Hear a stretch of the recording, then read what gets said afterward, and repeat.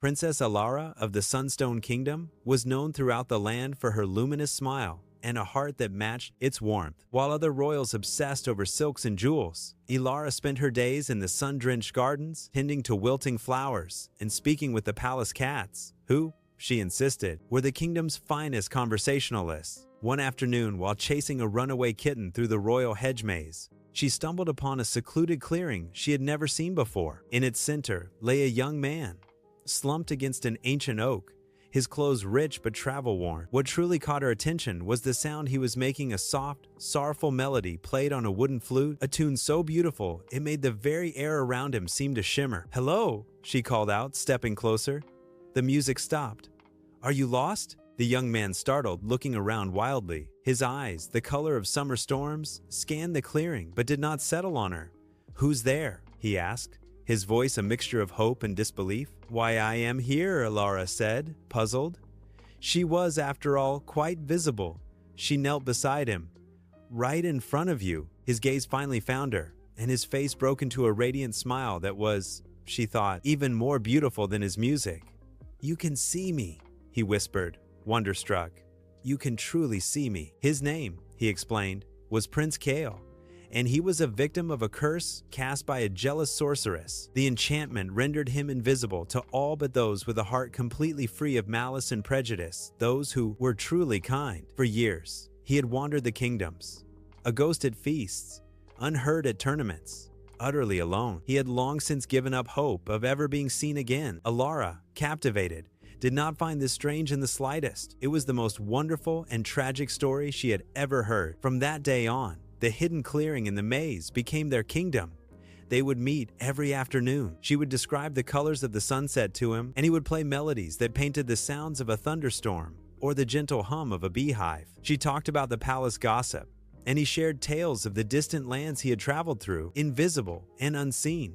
Their friendship deepened with each passing day. Alara discovered that Kale's invisibility was not just a physical affliction, it was a test. He had learned to listen with an intensity she had never known, to hear the sadness behind a laugh, the loneliness in a sigh. He understood people, not by their faces, but by the feelings they radiated. And Kale, in turn, found in Alara a soul who valued substance over spectacle. She didn't care that she couldn't hold his hand in the traditional sense. She cherished the way a passing breeze would carry his reassuring presence, or the way a patch of sun-warmed grass would indent slightly as he sat beside her. But their secret idyll could not last. The day came when the king announced that suitors from 7 kingdoms would arrive for a grand tournament, the winner to win his daughter's hand. Alara was distraught. The grand hall filled with princes in gleaming armor, each one a portrait of arrogance and entitlement. They complimented her eyes but never saw the sadness in them. They boasted of their lands but never asked about hers. Then, on the final day, as the last of the pompous princes bowed before the throne,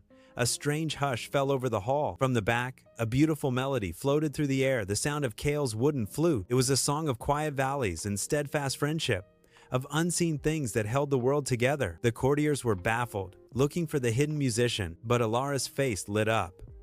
"Father," she said, standing, "there is one more suitor." She walked towards the music, stopping before the empty space where she knew Kale stood. The court gasped, murmuring that the princess had lost her mind. The king paled, but Alara, with a heart full of trust, reached out her hand. Her fingers met his, and she gently pulled him forward to stand beside her. "I choose this man," she announced, her voice clear and strong. "Prince Kale, how can you marry a man you cannot see?" the king bellowed, his face red with confusion and anger. Alara looked at the space beside her, and though she could not see his face, she felt his hand give hers a gentle, reassuring squeeze. She felt the warmth of his presence, the steady beat of his heart against the air. She saw him more clearly than any of the glittering princes before her. "I do not need my eyes to see him, father," she said, turning to the court. "I see him in his kindness, I hear him in his music, and I feel him in the trust we share. That is a vision far clearer than any your eyes can give you." As she spoke, a soft golden light began to emanate from the space beside her. It pulsed, gentle and warm, like a heartbeat. It was the magic of the curse, broken not by a spell, but by the power of a love so profound it had rendered the invisibility meaningless. The light solidified, and for the first time, the entire court saw Prince Kale not as a shimmer or a ghost, but as a handsome young man, his eyes shining with tears of joy as he gazed upon his princess. The sorceress's curse had been built on the idea that being unseen meant being unloved. Alara's love had proven that the truest sight was not of the eye, but of the heart. And in that moment, the entire kingdom learned a lesson they would never forget: that the most beautiful things in the world cannot be seen at all, but must be felt with the heart.